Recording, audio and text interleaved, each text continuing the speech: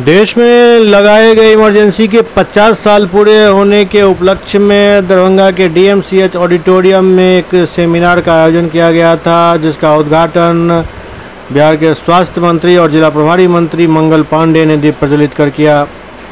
इस दौरान मंगल पांडे और अन्य नेताओं ने आपातकाल को याद करते हुए कांग्रेस की काफ़ी आलोचना की।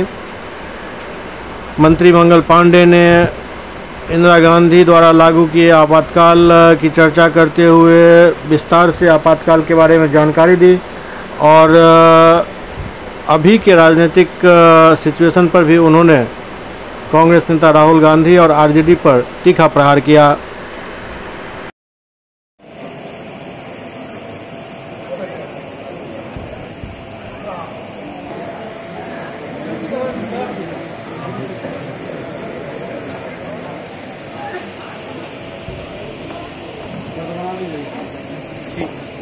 खड़े होकर वंदे मातरम का गायन करेंगे। से अपने को ऊपर समझते हैं, जनतंत्र से ऊपर समझते हैं, लोकतंत्र से अपने को ऊपर समझते हैं, वैसा मानसिकता का कोई दल, कोई नेता, कोई गठबंधन फिर हावी ना हो जाए इस देश पर कि फिर वैसी परिस्थितियां इस देश में बने।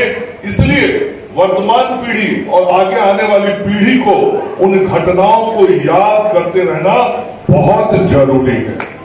हम यदि भूल गए 74 और 75 के इतिहास को, तो इस देश में उस प्रकार की सोच रखने वाले, राजनीति करने वाले लोग खत्म नहीं हुए हैं।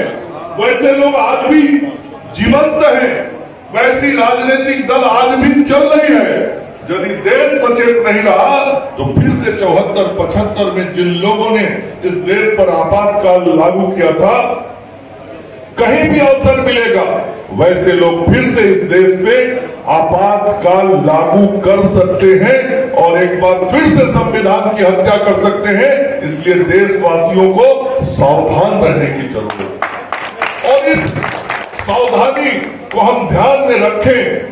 इसके लिए 25 जून को आपातकाल विरोध दिवस हम लोग मनाते हैं, संपूर्ण क्रांति दिवस मनाते हैं और आज के दिन हम सब लोग संपूर्ण क्रांति के प्रणेता लोकनायक जयप्रकाश नारायण जी को याद करते हैं, उनको नमन करते हैं।